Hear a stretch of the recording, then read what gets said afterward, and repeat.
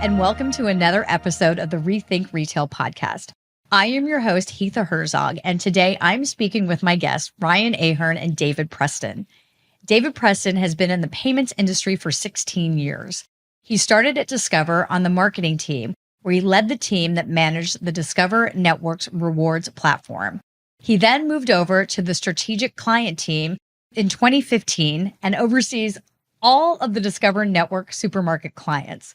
Ryan Ahern has been with Ingenico for 11 years and has worked across multiple job functions in his time with the company. As a solutions engineer during the EMV migration, Ryan helped ISVs, gateways, and tier one retailers integrate and certify contact and contactless EMV solutions. Currently, Ryan serves as the head of retail solutions and support for Ingenico North America, where he continues to lead Ingenico's retail solutions and the pre/post-sales integration support teams.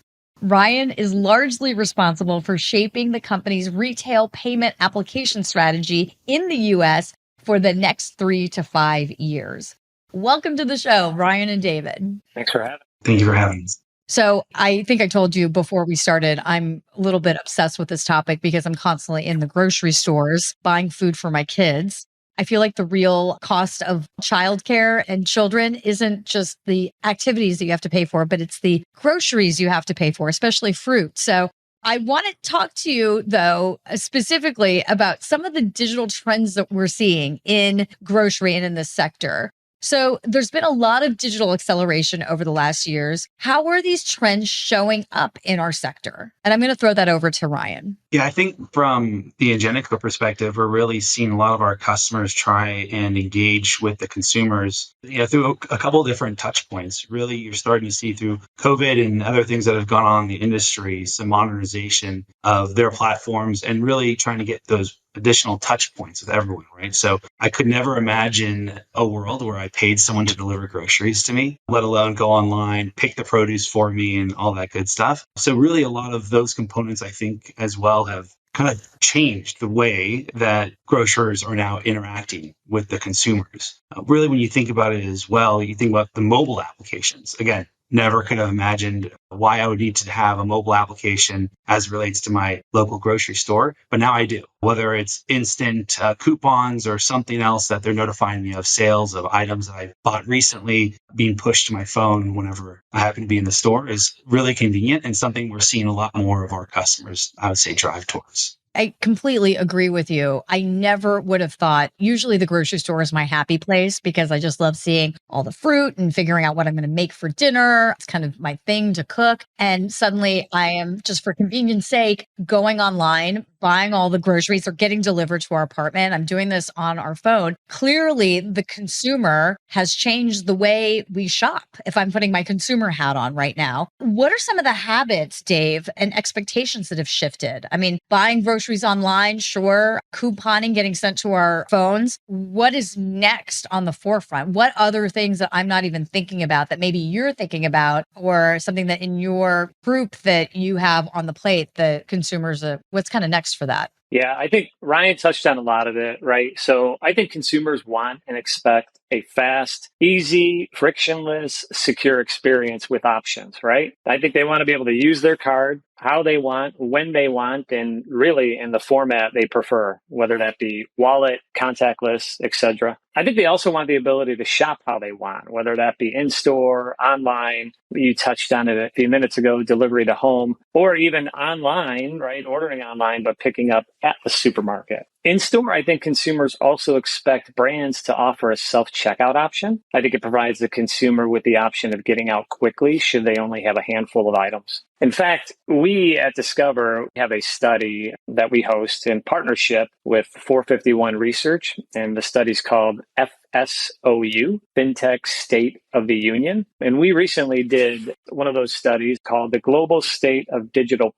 Payments and FinTech Voice of the Consumer. And that study actually showed that the top 3 most critical factors for driving digital payment usage included security, ease of use, and convenience. Yeah, makes complete sense. I mean, the last thing I want to do when I'm paying for groceries is fumble around for my credit card and my kids are crying or trying to grab something off the checkout stand and I'm not going to pay for it. It's all chaotic. So that makes complete sense. I mean, that is convenience, especially. I think for busy people that just want to get in and out, they really want to make sure that they can just like have it happen in, 2 or 3 steps. Speaking of 2 or 3 steps, Ryan, what can really make or break a positive checkout experience? I'm just going to tell you a really quick anecdote. I was at a Whole Foods here in New York. And, I'm at the grocery store a lot. Obviously, I have kids, right? I've said this like a million times now. But what I thought was really interesting is that you can now check out at this grocery store in Midtown at the Whole Foods with your hand. I couldn't believe it. So I could just swipe and I'm out of there. What are some of the other experiences that are positive? They're coming down the pipeline. And what are some experiences that really break the experience of checking out? Yeah, and it's something actually I think Dave touched on. You mentioned some things that consumers are expecting when they go to the grocery store, right? Efficiency with a self-checkout. One thing that we're seeing a huge driver towards is consistency. The way you interact, whether it's digital, online, in store, through the mobile phone app, whatever that touch point is, there's consistency. So you have an expectation when you go to a specific grocery store chain, the values that they have, and the experience, right? How would you like to go through and have a fantastic experience all the way through the digital, the in-store experience, only to be at the last leg, the transaction, checking out, and have everything just fall apart, right? And so that's something we're seeing a lot of our customers really focus on. And so you mentioned the ability to use your palm to pay. That's certainly one component of a grocery experience you could entertain. Whether, in addition to that, we have a lot more customers moving to more of a tap to pay solution. We even have customers that have invested and developed their own sort of mobile wallets, if you will, right? So having that built into that digital application, that consumer application that they're putting on your phone, really integrating the consumer experience, whether it's in-store, digital, online. So that's certainly one way to do it. Really, a lot of our customers, I think, struggle with a lot of the new technology that's required, right? So you mentioned the waving of hand, the check in, check out. It's really a struggle because that does require a significant amount of technology and new infrastructure, new everything, right? And that's not something all of our grocery partners have the luxury of investing in, but certainly there are quite a few who have, and I think the experience speaks for itself. It's really seamless, really easy, and really helps drive, the consumer, I think, returning back to that store to experience it again. What I thought was really cool was when we were at NRF just recently in January, there was sort of a side store where you could get snacks. It was, a mini grocery store, but, you walk in, I think it was attached to Amazon or Prime, but you walk in, I think you scan your phone and then you just pick whatever you want and then it just charges you. Yeah. I would also, just to real quickly, just to dovetail on what Ryan said, I think a positive point of sale checkout experience, I think it's extremely important. I think if the point of sale, if it's limited, right, no contactless enablement, no use of wallets, only specific tender types are allowed, no option for a self-checkout, I think all of these can slow the process down and make for a bad experience. I think that bad experience is coming from the consumer expectation that, I think you mentioned it, right, that some of these features should be enabled as they are now somewhat accustomed to it. I mean, online, if a consumer needs to consistently re-enter their payment info, this could also create a bad experience. I think a checkout experience that allows someone to provision their info on file is key. This creates a fast, a smooth checkout. I also think a positive experience piggybacks on what we discussed. I think consumers expect that fast, seamless, and secure experience. I mean, when in store, having the ability to get in,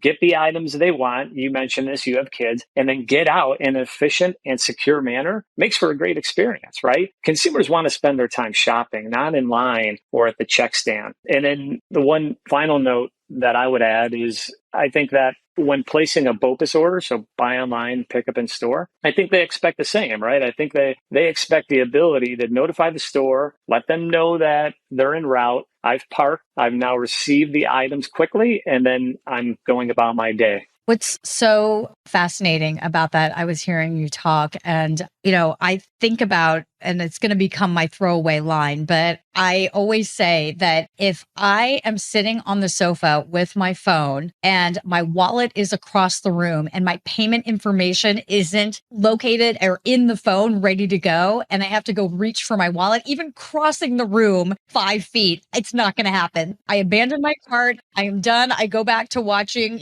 whatever's on Netflix. Like, it just will not happen if my wallet is across the room and I have to put in my payment information. So having that payment information in there, for me anyway, is really key. And I'm sure you're seeing data around that easeability, just to make that seamless shopping experience even better for the consumer. I want to ask you, Dave, you're talking about these experiences that make it easier for the consumer and seamless and better, but it's also, and you touched on this, it's an expensive solution to have, the palm checkout or, in some instances, self-checkout. What are some of the other challenges grocery stores are facing when it comes to technology solutions for them? Yeah, that's a great question. So, as you know, payments is always evolving. There are many new technologies coming down the pipeline. I think by the time this airs, I'm sure one more product will be developed. So I would say selfishly, as an issuer that promotes rewards, I'm excited about Pay with Rewards growing. Now, whether that be online or in store, having the ability to subsidize all or a part of that transactions with rewards that I have earned is extremely beneficial to me. I think it's a great way for a consumer to help offset that total cost. Also, it was just yesterday that we did an internal review with our product team about Tap on Mobile.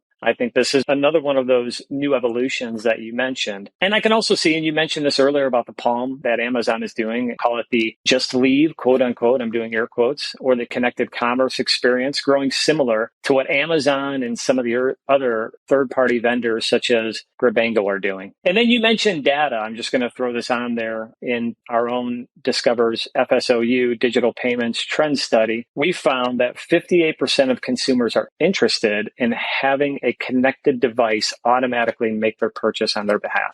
Yeah, that makes complete sense. If my device isn't connected, the purchase is not happening. In fact, I will wait. And that becomes a problem because we're dealing with groceries. And, I have toddler twins that will have a breakdown if they don't have the raspberries in the morning. So yes, I'm giving you a real world example of why this is very important to have that attached there. Ryan, what are some of the challenges you're seeing? Like I said, we had mentioned all these really interesting technological advances. I saw this Palm payment system, or this ability to check out in Midtown in Manhattan. What happens to the stores that are in rural areas of the United States or around the world? Yeah, and it's a big struggle for all of our grocery customers. Margin is super thin. You have antiquated or fast aging technology stacks that have been implemented. We've seen a lot of our partners or a lot of our grocery customers move to partners, right? Someone who's maybe a little bit more willing to take on the upfront investment required to provide that type of solution and really bake in the cost of that over time. And so it's really interesting with the Palm Reader. We have something somewhat similar coming to market here in the near future, but it's not just exclusive to that, right? So one of the things that we just got back from being at the U.S. Payments Forum for a week talking about new technology. And one of the most interesting ones for me is something like UWB ultra wideband with Bluetooth. So you think about your phone. People are probably familiar and maybe over the holidays had their holidays saved when they lost their baggage and they pull up their iPhone and they go to the Apple, where's my air tracker, right? And be able to see where their luggage is or whatever it is they're trying to find. Using essentially the same technology to be able to come up to a lane, be identified right away, and actually be able to transmit payment data securely over that channel. And that's just one example. Right. We also look at some additional things that are coming to market that will tie into grocery in one way or another, especially for age restricted items and even the pharmacy with mobile driver's license. So mobile identity is really interesting in how, you mentioned David tying into loyalty. Well, let's even just use your mobile identity to tie that into that loyalty and see if you can use that to check out. So there's something really interesting to kind of keep our sights on. But the rural situation is very challenging, right? They don't have the same throughput as the Whole Foods does in Manhattan, right? Totally different experience. And honestly, probably a little bit of a different, expectation from a checkout experience, right? When I go shopping with my parents back at home, it's more of a personal touch Right. type experience, right? It's not necessarily, don't get me wrong, there's always the I need to get in and get out situation, but it's more of a, hey, how are you doing? How's the family? Because you're so tightly integrated with that community. So if that's your case and that's your business model and that's what your consumers expect, how are you catering to that, right? So maybe a little bit less digital and more personal interactions. That is such a good point. And if you can see me right now, I'm literally calculating the time that I would save if I were in a mobile lane and they had all of my information. They knew exactly what I was going to buy and had it almost to the, dime, how much I would have to pay when I got to the checkout, and I could just take my stuff and move on. To Ryan's point, I'll add on one thing he said about challenges. We're talking about all these new technical features that are coming down the pipeline, and I think they're all great, right? But I think, Ryan, one thing you mentioned, you talked about challenges, and I think that's key as well, right? Because there are many challenges for a lot of these brands when it comes to these type of innovation, if you will. These challenges, they involve cost, time, and resources. And many supermarkets have an extensive roadmap, a list of items that they want to accomplish. And many of these are payments related, right? So integrating a solution absorbs all of these three items that I just mentioned: cost, time, and resources. Additionally, I think when they do look into these integrated solutions, all brands want some type of assurance that the solution they select will adapt and evolve as the space evolves, right? So they don't have to continue to update it. Switching solutions, that's also very timely and very expensive. And then to Ryan's point, in fact, some of these brands have actually brought this in-house and created their own solution so they can easily pivot when needed. Very interesting you say that, because I wanted to, we were talking about how some of us, when we go home, I'm from Albuquerque, New Mexico. My mom lives I grew up in a pretty rural part of Albuquerque. And when you go to the grocery store, the same people have been working there for 30 years. So it's a little bit slower. It's a little bit more personal. How do you, Dave, account then for that pivot? What if there's a solution? Clearly Albuquerque, and I'm thinking about Albuquerque because that's where I grew up, but there are obviously busy moms in Albuquerque as well that want to get in and get out. And then there's, people, a part of the community like my mom, who are a little bit slower because she's retired now and has a lot of more time on her hands. But how do you account for that? How does that pivot change so quickly? What technological, super sauce would you have to put in there so that grocery stores would be able to do that quickly and on a mass scale? So we're not just looking at grocery stores in, urban areas and cities that have the, quite honestly, the money, the capital to implement this kind of technology. How do you do that when kind of blanket across all grocery stores, not just in, the Manhattans and the Miamis and the Chicagos of the world in LA, but in places like, Los Ranchos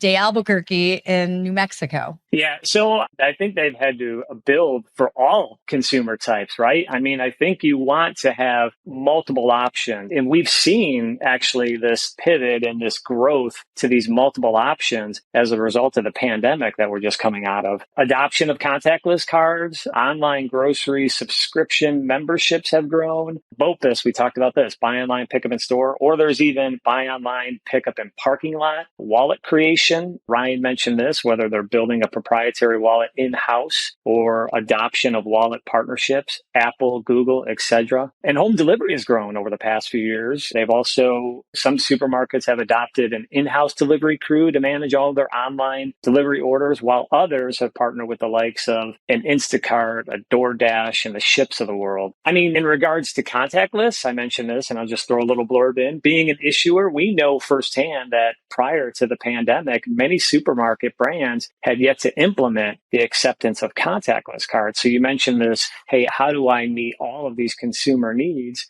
Some implemented BOPUS, buy online, pick up in store, but the usage was small. And then we kind of ran into this unknown period during the early stages of the pandemic that prompted many brands to adopt contactless cards simply because of the consumer feedback, right? I don't want to touch the point of sale, but I still want to get out in a timely fashion. Is there something else that can be done? And then we've seen this sort of increase in all of our supermarket partners that had yet to implement contactless now adopt it. I think this drastically changed the checkout experience. So now when in store, consumers have a faster and a more seamless way to check out by simply tapping their card. Can I tell you guys, this is what I want someone to do. I want to pay for groceries. I don't want to stand in line. And then I want someone to come to my house and just put them in my refrigerator. When is that technology going to be developed? And to that point, Ryan, what are some of the technologies? Obviously opportunities can lead to more success down the line. What are some of the evolutionary pieces of technology? Maybe this is it. They're coming down that you're excited about. Yeah, I kind of mentioned earlier the UWB with Bluetooth. Really, that's something that we're really excited about. People are now getting more familiar with the technology, especially with what you can do with location trackers and all that good stuff. And really, it's a win-win for both the grocer and the consumer, right? Our grocery customers and partners are able to track down to the 10th of a second what that additional time checking out cost them, and labor cost, everything else, right? Potentially abandoned, items in cart that someone just didn't want to wait in line for, whatever that is. So any opportunity to, I would say, help someone in terms of fast checkout, whether that's contactless payments, which Dave mentioned. I know Discover and many of our friends are very excited about seeing become more consistent across the industry, or it's, kind of, I would say almost this utopian type scenario where I am identified by the checkout device when I go to walk up to the lane, right? They maybe already have my card on file and they say, "Welcome back, Ryan. The last 3 purchases you made were using your Discover card. Would you like to use that again?" I don't even need to present my Discover card. My wife doesn't need to go digging through her purse to find her phone or her Discover card. For yourself with your children, maybe in arm, you don't even need to be able to go fumbling around and find that, right? Just being able to hit a button that says, yes, that's what I want to use would be fantastic. Or maybe we even get to a point to where the checkout device is a little bit smarter. And instead of saying or hitting a button, with COVID, things can be a little bit touchy when it comes to, pressing on a keypad. Hey, yes, I do want to use my Discover card. And it picks that up and goes ahead and processes your payment using that Discover card they already have on file. So it's a combination of different technologies, not just all one, right? But really being able to take, whether it's voice recognition, which we're all getting more familiar with our smart homes, and Siri always popping up at the most random times, asking what you want to ask them for. And then combining that with maybe some proximity-based location technology like UWB, Bluetooth, and others. I mean, Ryan, you're speaking my language with the kids in hand, and I just want to get out of there and move on with my life and just pay with a Discover in my digital wallet. Dave, what are some of the technologies you're seeing coming down the pipeline? I know you touched on them, but is there anything that is kind of top of mind right now on the payment side that you could tell us about? Yeah, I think we touched on it earlier. I think it's pay with rewards. I think it's tap on mobile. I think it's this just leave concept that I mentioned. All of these sort of fall underneath this overarching umbrella, which we define on the payment side as, and I'm doing air quotes again, connected commerce. And there's many more coming down the pipeline. I feel like we're constantly having conversations with our product team as there's these new initiatives and new products that are being developed daily, but they all sort of, again, fall underneath this connected commerce experience. It's all about how do I leverage these products, and when I say I, being both the consumer and the supermarket, to implement these in a way that's beneficial for both parties, right? You mentioned it earlier, going to the store, shopping with your kids. As a consumer, you don't want to be backed up at the check stand, but it's interesting, if you talk to as many supermarkets, they don't want any lines at their check stand. That is a huge pain point for them. They want to make sure that their consumers are getting through that quote unquote check stand seamlessly and quickly. Yeah. I think the next step maybe would even to integrate content. Maybe, I don't know, that would probably keep me at the checkout stand longer if I'm looking at a video of how to cook an eggplant. But as you can see, grocery stores are my happy place and also a place where I'm just trying to get out of very quickly. So hearing these solutions is just not only blowing my mind, but making me very excited for the next, 3 to 5 years in this space, in this payment space, especially when it relates to grocery. Ryan, I want to just ask you one last question. Ingenico, where can people find more information? Yeah, so they can go online to ingenico.com, where we host a terrific amount of information on the various devices and the platforms that we support. In addition, a lot of our grocery partners use gateways or other payment companies that actually use Ingenico technology. So highly recommend they reach out to their payment provider and ask them about what Ingenico has to offer and what their solution looks like with Ingenico. And David, if people want to know more about Discover, where can they go? Yeah. So from a consumer perspective, it's discovercard.com. And from a client perspective, you can contact your specific relationship manager or go to discoverglobalnetwork.com. And then once there, you'll have access to solutions and resources, as well as insights on payments trends taking place in the industry. Gentlemen, it has been such a pleasure speaking with you today. I am so excited for the future of payments, especially in the grocery sector. Thank you so much, Ryan Ahern and David Preston, for being here with us. And I am Hitha Herzog for the Rethink Retail podcast. I'll see everyone soon. Thank you. Thank you for listening to the Rethink Retail podcast. Don't forget to join us next week for another episode. And if you're interested in being a guest on the show, apply at rethink.industries/podcast guest. That's rethink.industries/podcast guest. Follow us on Twitter at rethink_retail and show some love by subscribing, reviewing on iTunes podcast app. Until next time.